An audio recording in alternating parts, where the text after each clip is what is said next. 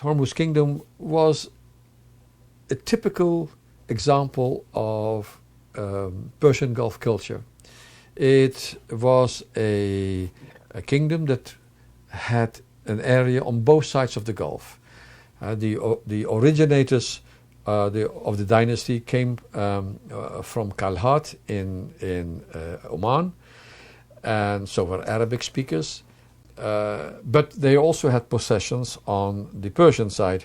And for example, in the 15th century, as well as in the beginning of the 16th century, their ministers were from the Persian side, from the area of Khonj.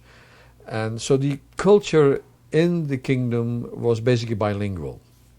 And the letters that the kings or the vizier of Hormuz wrote later to the Portuguese king or other people was either in Arabic or in Persian. It was interesting that because there you had a kingdom that basically produced nothing, in the sense that their capital was on the island of Hormuz, which is basically a salt rock. Nothing grows there. Everything had to be imported, not only food but also water, which came from Naband on the Persian coast, as well as from Qishm, the island in front of Bandar Abbas. But what they did is, whenever ships came from the Indian Ocean into the Persian Gulf, going towards Basra, they forced them to come to Hormuz, where they had to pay customs duties. The same ships coming from the Persian Gulf going into the Indian Ocean had first come to Hormuz and pay taxes. And that was the source of their income.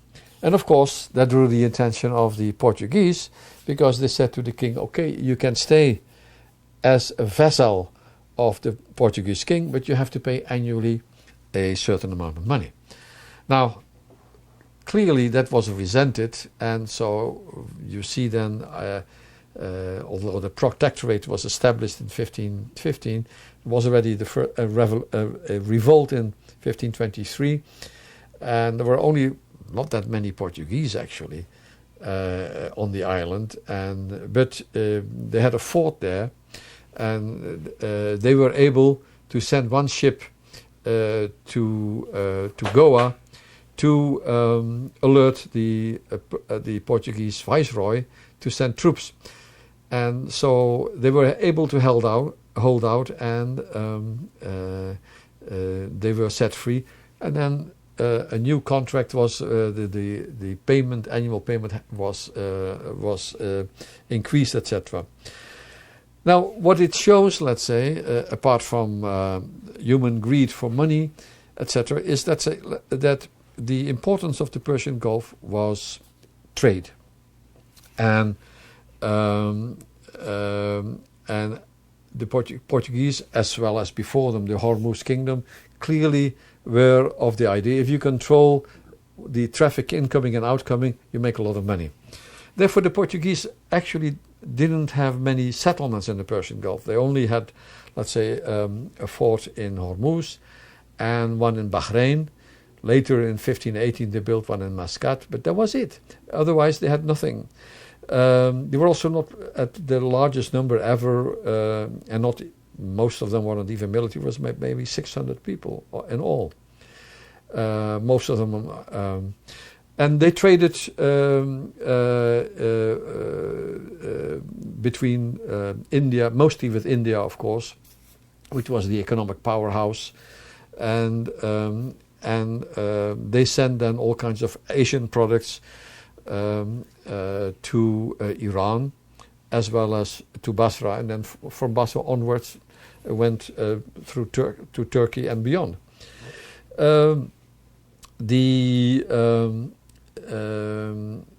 The Portuguese position was challenged by the end of the 16th century by two groups. First, by the Persian kings, who resented that a foreign power was there on the southern border, basically taking the money that he thought he could better make.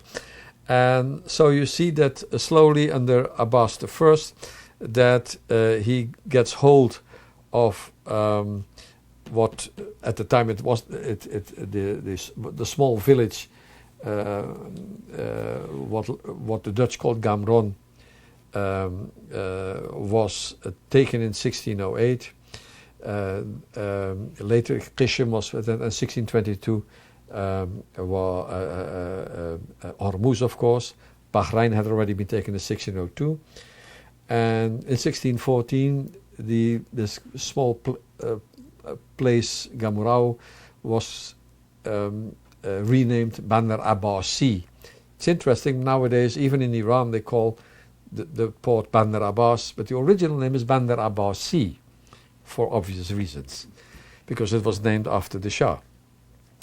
The second force that came to the Gulf were other European competitors of the Portuguese, who they were the English and the Dutch. And they started first in Indonesia and India, where they challenged the Portuguese position.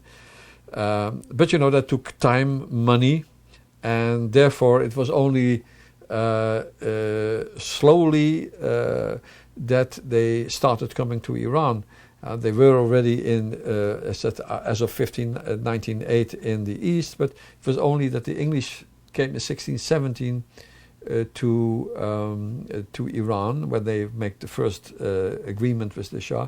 The Dutch came in 1623, and then, of course, it was strongly resented by the Portuguese, who saw not only that they had lost Bandar Abbas, but from their new vantage point in Muscat, saw that their whole position was now under pressure from the Dutch and the English. So, as a result, in 1625, there was the major sea battle between, on the one hand, the Portuguese fleet, and the other hand, the Dutch and the English fleet. Both sides, of course, claimed victory. It was probably an equal match. But with this the difference, it also meant the end of the Portuguese power. The Dutch and English continued to have combined fleets sailing into the Gulf, but basically that lasted until 1630, and after that they didn't do it because Portuguese power was over. And you see then afterwards that indeed the number of their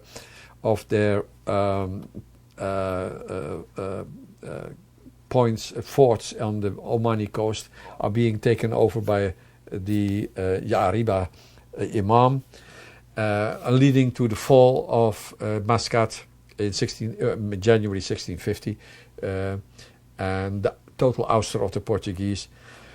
Not total ouster, I should say, because in 1632 they made an agreement with Iran, the coast of which they had been harassing for quite some time, that in exchange for half of the customs duties, they were allowed to have a commercial station in Bandar Abbas. But usually the Iranians didn't pay. The same for the English, in exchange for helping the Iranians gain Hormuz. They were promised half of the customs duties. They never really got them. But there was a major change when the Dutch and the English came and put an end to the Portuguese grip on the Gulf, because whereas the Portuguese stood for total control by the Portuguese of all trade, the Dutch and the English were basically saying we should be a free market, everybody should be allowed to come and go as they want. And as a result, you saw indeed that there was no control by the Dutch or the English on other traders, mainly from India and from Iran and Basra, coming in and out of and going out of the Gulf.